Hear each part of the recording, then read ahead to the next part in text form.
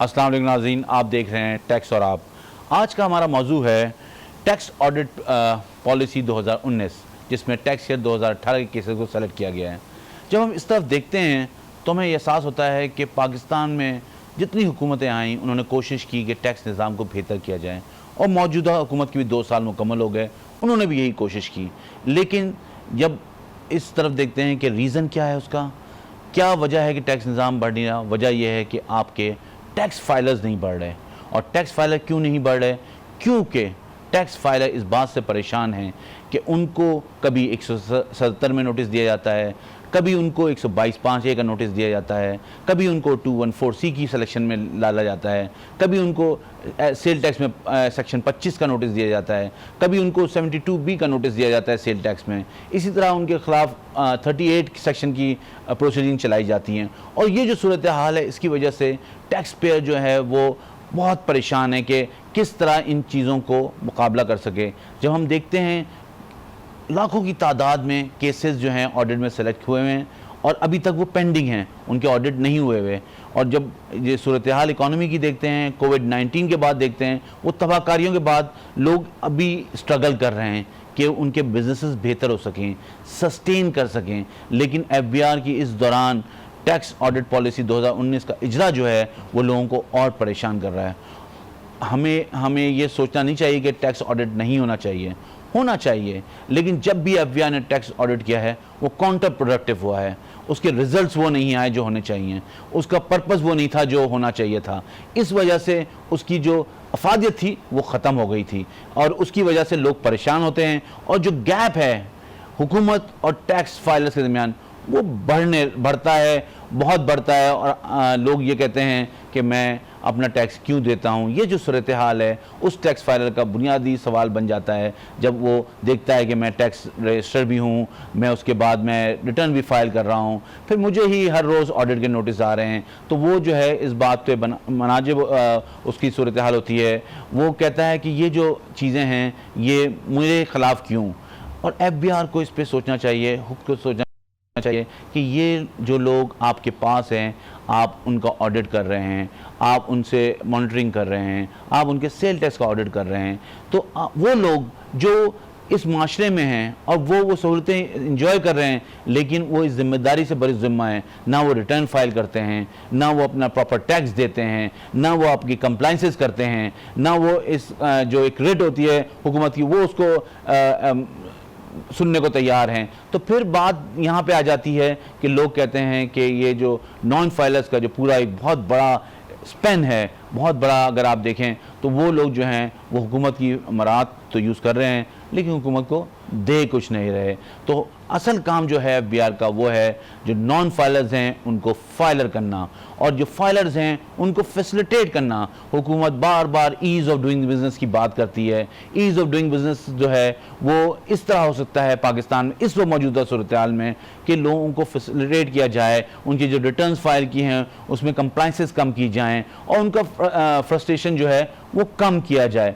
यहाँ पे जब मैं ये बात कह रहा हूँ तो मैं ये नहीं कह रहा कि डिस्क्लोजर्स बहुत अच्छे होते हैं, डिस्क्लोजर्स सही होते हैं, टैक्स पेयर को भी डिस्क्लोजर सही करने चाहिए, लेकिन हुकूमत को ये देखना चाहिए कि एक टैक्स फाइलर आपके पास है, उसका डेटा आपके पास है, अगर कोई डेफिनेट इन्फॉर्मेशन आती है आपके पास तो उसके ख़िलाफ़ आप ज़रूर इक़दाम लें, आप ज़रूर प्रोसीडिंग चलाएँ, क्योंकि वो उसके रिकॉर्ड से मैच नहीं कर रही होती।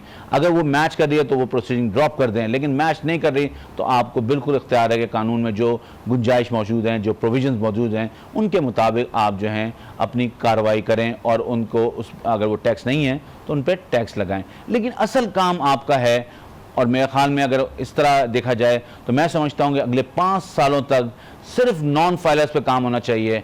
और अगर ये नॉन फाइलर्स पे 5 साल तक काम हुआ तो इंशाल्लाह एफबीआर के नंबर्स फाइलर्स के बढ़ेंगे, पाकिस्तान का टैक्स निज़ाम भी मजबूत होगा, और जो लोग फाइलर हैं उनका एतमाद भी होगा और वो आगे भी बढ़ेंगे कि और भी टैक्स के दें अपना, और अपने हुकूमत को सपोर्ट करें। आज हमारे साथ मेहमान हमें ज्वाइन करेंगे ब्रेक के बाद, उनसे बात करेंगे कि जो टैक्स ऑडिट पॉलिसी है इसमें इसके प्रोज एंड कॉन्स क्या हैं और जो टैक्स फाइलर्स हैं वो किस तरह देखते हैं इस ऑडिट पॉलिसी को इस सूरत हाल में। ख़ास तौर पे कोविड-19 के बाद दुनिया बिल्कुल तब्दील हो गई है, दुनिया में बिजनेसेस करने के जो नॉर्म्स हैं वो बिल्कुल चेंज हो गए हैं। उसके बाद जो है बिजनेसेस जो हैं वो किस तरह देख रहे हैं इसको, टैक्स एक्सपर्ट्स इसको किस तरह देखते हैं। हमें ब्रेक पे जाना है, ब्रेक से वापस आके अपने मेहमानों से बात करेंगे जो हमें ब्रेक के बाद ज्वाइन करेंगे।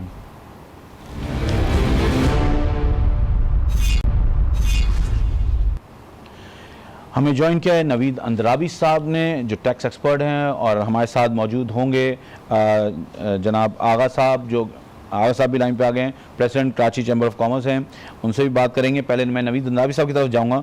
नवीद साहब अस्सलाम वालेकुम। जी साहब, कैसे हैं आप? बहुत शुक्रिया, मैं ठीक हूँ, आपका वक्त निकालने का हमारे लिए। सर आज हम बात कर रहे हैं टैक्स ऑडिट पॉलिसी 2019, जिसमें टैक्स ईयर 2018 को उन्होंने सेलेक्ट किया है। उसके लिए पैरामीटर्स दिए हैं, अभी तो सेलेक्ट नहीं हुआ, पैरामीटर्स दिए हैं कि उसको सेलेक्ट किया जाएगा और उसमें कुछ एक्सक्लूजन भी हैं।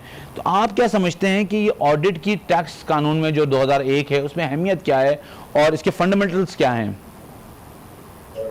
अनु साहब, टैक्स में ऑडिट जो है उसका फंडामेंटल रोल ये है ये होता है कि ताकि लोगों की कंप्लायंस बेहतर हो, लोगों के पास एक अनजाना सा खौफ हो कि जो चीज़ वो डिक्लेयर कर रहे हैं वो सही है, अगर वो गलत करेंगे तो उसको लोग महकमा जो है या जो रेवेन्यू अथॉरिटीज़ हैं वो उसको चेक कर सकती हैं। मगर हमारे यहाँ अनफॉर्चुनेट ऑडिट जो है वो इट्स अ डेटरेंस कि आप टैक्स में क्यों आ गए हैं। फॉर एग्जांपल अभी भी जो बात कर रहे हैं ये इस पॉलिसी के मुताबिक, तो वो ये कह रहे हैं कि जी हम उन लोगों को देखेंगे जो अब फाइलर्स बहुत बढ़ गए हैं हमारे पास, तो हम जो फाइलर्स हैं उनको हम चेक करेंगे थ्रू द डेटाबेस जो उनके पास अवेलेबल है, जो इन्फॉर्मेशन इनके पास बहुत ज्यादा अवेलेबल है। तो ये 25 लाख टैक्स फाइलर को कहना है बहुत ज्यादा हो गया इनके पास। जी, this is what the policy says very clearly कि जी अब फाइलर्स बहुत ज्यादा हो गए हैं, पर लोग आप फाइल्स करना शुरू हो गए, तो कोई ऐसी कोई गलत किस्म की डिक्लेरेशन ना आ जाए। और हमारे पास एक एनॉर्मस वॉल्यूमिनस डेटाबेस अवेलेबल है जिससे हम कोरिलेट करके रिस्क पैरामीटर्स करेंगे। जब रिस्क बेस्ड करेंगे तो डेफिनेटली हम इसको वो कह रहे हैं कि देख लेंगे और क्विक डिस्पोजल करेंगे ताकि हम इसको किसी के ऊपर कोई बर्डन ना आए।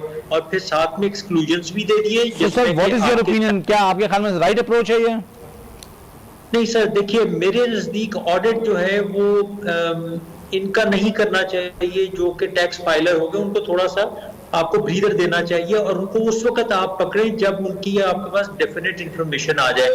फॉर एग्जांपल आप समझते हैं कि किसी ने प्रॉपर्टी नहीं डिक्लेयर की, आपके पास प्रॉपर्टी का डेटा अवेलेबल है, आपके पास buying selling of the motor vehicles का डेटा अवेलेबल है, तो आप देखिए कि आदमी ने अपनी प्रॉपर्टी डिक्लेयर की है नहीं की, उसने गाड़ी डिक्लेयर की है नहीं की, उसने ट्रैवल अब्रॉड किया है नहीं किया, तो उसका एक्सपेंस दिखाया है नहीं दिखाया। आप उसको उससे कोरिलेट करके फिर उसको आप डेफिनेट इंफॉर्मेशन बनाएं और पकड़ लें।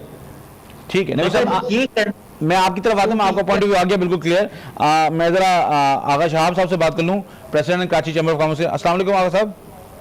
वालेकुम अस्सलाम। बहुत शुक्रिया सर, आपने हमारे लिए वक्त निकाला। सर हम बात कर रहे हैं आज टैक्स ऑडिट पॉलिसी 2019 के हवाले से, तो आप चैम्बर इसको कैसे देख रहे हैं इन हालात में जो कोविड-19 के बाद 6 महीने गुजरे, उसके बाद उससे पहले भी केसेस बहुत सारे सेलेक्ट हुए हैं ऑडिट के लिए, और ये फिर एक उन्होंने एक पॉलिसी निकाली है और अब सिलेक्शन होगा उस पर, तो चैम्बर इसको किस तरह देखता है? क्या आप इसको सपोर्ट करते हैं या आप इसमें हुकूमत से कोई रिक्वेस्ट करते हैं, या आप समझते हैं कि इसके कोई काउंटर प्रोडक्टिव होगा इसका, या कोई प्रोडक्टिव भी रिजल्ट आएगा इसका? देखिए ये जो इस वक्त पोजीशन है ना कोविड के बाद जो है, अब होता ये चला आ रहा है कि जो अप्रोच जो होती है एफडीआर की, वो टोटल अप्रोच जो है वो रेवेन्यू जनरेशन और रेवेन्यू कलेक्शन के ऊपर होती है। उसके अलावा उनको कोई चीज नजर नहीं आ रही होती है कि एनवायरनमेंट क्या है, क्या पोजीशन है बिजनेसेस की, लेकिन वो उसी पे फोकस होते हैं। नंबर 1। नंबर 2, ये देखना चाहिए कि अगर जो पहले से चला आ रहा है कि अगर किसी का ऑडिट एक दफा हो गया तो वो बैलेटिंग के जरिए हो गया, अब वो बैलेटिंग हो रही है, वो कराची में हो रही है, मुल्क के दूसरों हिस्सों में नहीं हो रही है, चले कोई बात नहीं, अब यहाँ पर भी हो रही है। उसके बाद पता ये चल रहा है कि जनाब वो कमिश्नर को जो ना डिस्क्रिशनरी पावर है और वो रीओपन कर देता है। तो वो देखिए एक ही मुल्क में रहते हुए डोमेस्टिक मतलब ड्यूलिज्म का शिकार होगा बिजनेसमैन कि एक डिपार्टमेंट कुछ बात करता है किसी शहर में और वही डिपार्टमेंट दूसरे शहर में उसका स्टाइल कुछ और हो जाता है। तो वो मैं समझता हूँ कि जो रेवेन्यू जनरेशन जो कराची शहर से हो रहा है इसमें टैक्स के हिसाब से जो है वो रिकॉर्ड रखने के ऊपर भी बात हुई थी। भाई एक दफा अगर ऑडिट हो जाए तो उसको और उसका जो पॉजिटिव उसके नंबर्स आ रहे हैं तो उसको रिलैक्सेशन देना चाहिए जैसे पहले भी हुआ था। देखिए बिजनेस में अगर 10-10 8-8 दफा ऑडिट होंगे 10-10 साल के लिए रिकॉर्ड रखना पड़ेगा तो बिजनेस पर्सन जो होता है उसका फोकस ये होता है कि उसको किसी तरीके से एक्सपेंड करे अपने बिजनेस को। नहीं कानून में तो सर 6 साल की गुंजाइश है, कानून में तो 6 साल की गुंजाइश है कि 6 साल का रिकॉर्ड रखना चाहिए। जी उसूलन इसको 3 साल का होना चाहिए। हमारे चैम्बर के हिसाब से 3 से 4 साल का होना चाहिए कि रिकॉर्ड चले 3 साल तक। अब 10-10 साल का 6-6 साल का रिकॉर्ड रखना वो कहाँ तक आदमी का पता नहीं होता है किस तरीके से हमारी इतनी कोई ऑटोमेशन है नहीं कोई हमारे। तो आप ये कह रहे हैं रिकॉर्ड 3 साल का रखना चाहिए, आप ये मेरा कहना है कि 3 साल का होना, लेकिन ऑडिट हर साल हो जाए तो कोई बात नहीं है जी। नहीं हर साल एक दफा होना चाहिए, एक दफा होना चाहिए ऑडिट एक दफा हो और उसके बाद जो है ना वो नहीं होना चाहिए कि डिस्क्रिशनरी पावर कमिश्नर को नहीं होनी चाहिए कि वो दोबारा उसको रीओपन करके और दोबारा ऑडिट कर रहा है।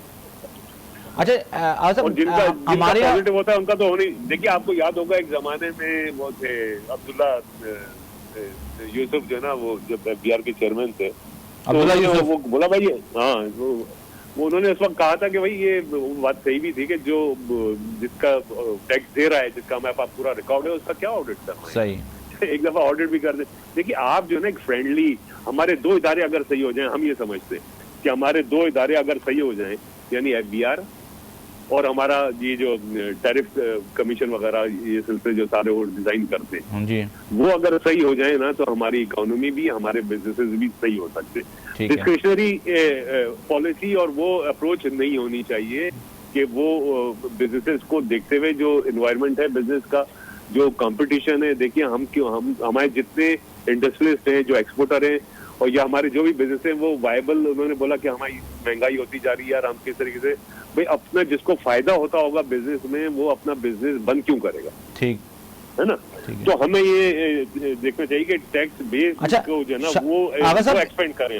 हमारे डिस्क्लोजर के भी बड़े मसाइल हैं, लोग प्रॉपर डिस्क्लोज नहीं करते चीजें, ये इसको आप कैसे समझते हैं, इसकी वजह क्या है? ये तो देखिए अच्छे बुरे तो हम सारी बिजनेसेस में होते हैं लेकिन ये कि आप ये बोलना कि कोई अपना डिस्क्लोज नहीं करता जो ओपन इसमें तो आप कंप्यूटराइज हैं आप सारे सिस्टम हमारे जो है ना IPR ने वाले किए तो कोई चीज किसी से छुपी नहीं है। सिर्फ ये देखना है कि जो लॉज बनाए जाते हैं ना इनको चेक करना चाहिए कि क्या वो करप्शन ओरिएंटेड लॉज तो नहीं इम्पोज किए जाते ताकि इंसान कोई गलती करे या कोई उसमें ऐसी चीज आ जाए तो वो फिर उसके बाद वो पकड़ देंगे हाँ जी आपने तो ये गलती की थी।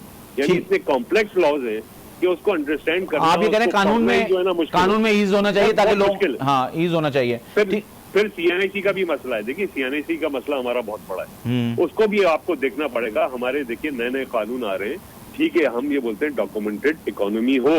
हम ये कराची चैम्बर ने बोला है कि ये जो पैरेलल इकोनॉमी होती है उसको कौमी धारे में आना चाहिए ताकि जो टैक्स नेट के ऊपर वैसे ही बिजनेसमैन उनके ऊपर से बोझ कम हो। ठीक है तो ये समझना चाहिए कि CNIC का जो हमने कंडीशन रखी थी उसमें इतना फायदा नहीं हुआ। ठीक है तो अब इस सिस्टम को जरा सा चेक करना। ठीक है वो मैं आपकी तरफ सर मुझे आपको पॉइंट आ गया मैं आपकी तरफ आता हूँ। जरा नवीद अंसारी साहब मेरे साथ मौजूद हैं। नवीद साहब ये जो हम ऑडिट की बात करें तो आपके ख्याल में जो इनकम टैक्स ऑर्डिनेंस के तहत अलग नोटिस दिए जाते हैं, सेल टैक्स के तहत अलग नोटिस दिए जाते हैं, FED के तहत अलग नोटिस दिए जाते हैं, तो आप इसको कैसे देखते हैं कि ये कोई इसके पीछे कोई विजडम है या कोई बस FBI जो 3 दफा लोगों से कंप्लायंसेस मांग रहा होता है?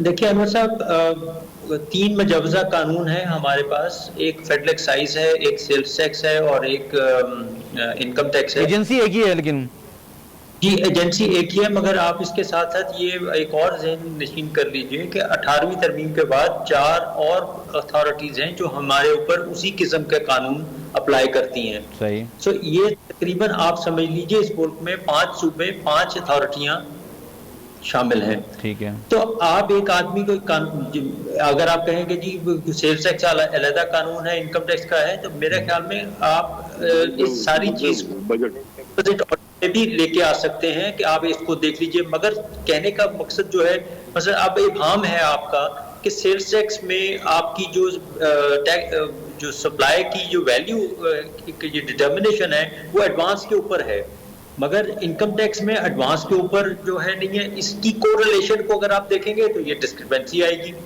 ये एक फाइलर के लिए सबसे बड़ा मुश्किल काम है कि वो इसी बेस के ऊपर आप अभी के जो भी नोटिस आ रहे हैं वो यही आएंगे कि इनकम टैक्स का और सेल्स टैक्स का डेटा मैच नहीं करता। तो वैल्यू ऑफ सप्लाई है उसकी जो आप बात करते हैं वो फर्क है, उसकी डेफिनेशन फर्क है। आप एडवांस के ऊपर सेल्स टैक्स लेना चाहते हैं, मेरे हिसाब से अगर आप इसके मुल्क में इकोनॉमी को बढ़ाना, जिस तरह अभी आपके ये प्रेसिडेंट साहब फ्रॉम चेंबर के कह रहे थे, ये कि CIC is not an issue ये है कि सेल्स टैक्स की जो आपका रेट है वो बहुत ज्यादा है। आपने 17% रेट लगाया हुआ है, आप इसको सिंगल डिजिट करके इनपुट आउटपुट के सिस्टम से 5 साल के लिए निकल जाए। आप कह सकते हैं ओवरऑल ये 15 साल 2005 के बाद से दोबारा ऑर्डिनेंस के तहत जो ये प्रोडक्टिव है या काउंटर प्रोडक्टिव हो रहा है? ये देखिए, आप जिस आदमी को नेट में लेके आए हैं उसी को बार बार आप ऑडिट करते चले जाएंगे, अब वो फायदा नहीं होगा। आपको इसके लिए थोड़ा वाइब्रेंट होना पड़ेगा। आपके पास डेटा अवेलेबल है, आप उस डेटा की बेस के ऊपर लोगों को नेट में लेके आइए। आपका अभी भी मुझे तो अभी ये भी समझ नहीं आ रही कि कोविड में उन्होंने कह दिया कि जी FBR ने अपना बजट जुलाई का भी कर लिया और अगस्त का भी कर लिया, अब सितंबर का भी हो जाएगा और क्वार्टर का 20 से 30% के करीब वो बढ़ भी जाएगा। वो कहाँ से बढ़ गया मेरी समझ में बाहर है। अच्छा, ये फील्ड ऑफिसर्स को ये लोग टारगेट्स देते हैं ऑडिट पे के रेवेन्यू जनरेशन के लिए, तो ये राइट अप्रोच है आपके ख्याल में?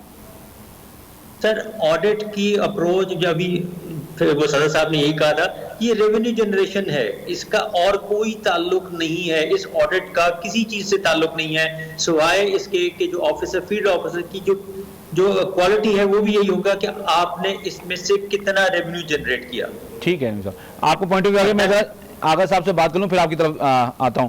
आगा साहब, ये जो बात हो रही थी कि ये जो रेवेन्यू जनरेशन मेजर्स बना दिए हैं, तो अब आप इस सूरत हाल में जो बिजनेसेस भी क्राइसिस में हैं, उनके भी चैलेंजेस चल रहे हैं, और जो भी अभी कराची के लिए उन्होंने 11 अरब का जो है 111 अरब का जो पैकेज अनाउंस किया है, वो जो है वो आप उसको कैसे देखते हैं? देखिए, ये तो जो अभी प्राइम मिनिस्टर आए थे यहाँ पे, उन्होंने पैकेज बिल्कुल किया है। जो बिजनेस के हालात हैं उनके सामने, वो पैकेज किस चीज का है ये भी समझना चाहिए ना, कि वो इंफ्रास्ट्रक्चर का है वो जी। और वो इंफ्रास्ट्रक्चर के ऊपर कि यहाँ की असल में ये जहन में रखना चाहिए कि जो टोटल रेवेन्यू है पाकिस्तान का, वो किधर से सबसे ज्यादा जनरेट हो रहा है, इसको जरा कलेक्ट हो रहा है, इसको थोड़ा सा दिमाग में रखें। ठीक है, अब वो जो है ना, ये हमारे जैसे यहाँ पे ज्यादा बेस है, इंडस्ट्रीज है, मैन्युफैक्चरिंग है, एग्रीकल्चर तो यहाँ पे होती नहीं है, तो ज्यादातर जो है ना वो टैक्सेस और सारे जो है ना वो उसी से आते हैं जो कि यहाँ पे ऑलरेडी टैक्स नेट में और जो मैन्युफैक्चरिंग और उससे हमें कलेक्ट होते हैं। अब बात ये हो रही है कि ये तो बात हो रही है प्राइम मिनिस्टर ने किया है उसके लिए, इंफ्रास्ट्रक्चर के लिए, कि यहाँ पे रोड्स हों, यहाँ पे सारी जो कि ये कैपिटल इक्विपमेंट होता है ना, ये कि पानी का जिम्मेदारी हुकूमत की, बिजली की हुकूमत की, और निकासी आपकी हुकूमत की जिम्मेदारी। तो ये सारे इंफ्रास्ट्रक्चर एक्चुअली ये फिजिकल इंफ्रास्ट्रक्चर कहलाता है। हम बात कर रहे होते हैं अपनी बिजनेस एनवायरनमेंट की और बिजनेस इंफ्रास्ट्रक्चर की। तो वो जो उन्होंने सोचा है कि इस लिहाज से कि यहाँ पे और इंडस्ट्रीज हो ताकि यहाँ पे ज्यादा कारोबार हो तो ज्यादा टैक्स कलेक्शन हो। ठीक है सर, आपको पॉइंट हमें ब्रेक लेना है, हमें जरा ये सेशन क्लोज करना पड़ेगा। हम ब्रेक से वापस आते हैं, बात करेंगे। मैं नवीद अंद्रावी साहब का बहुत शुक्रिया अदा करता हूँ, आगा शाह साहब का, उन्होंने अपना पॉइंट ऑफ व्यू दिया ऑडिट के हवाले से, क्योंकि ऑडिट जो है वो कितना ज़रूरी है, उसकी क्या प्रोडक्टिविटी हो रही है, और FBR को किस सिमत में जाके ऑडिट करना चाहिए और किन का ऑडिट करना चाहिए। हमें ब्रेक लेना है, ब्रेक से वापस आते हैं, फिर अपने सिलसिले को आगे बढ़ाते हैं।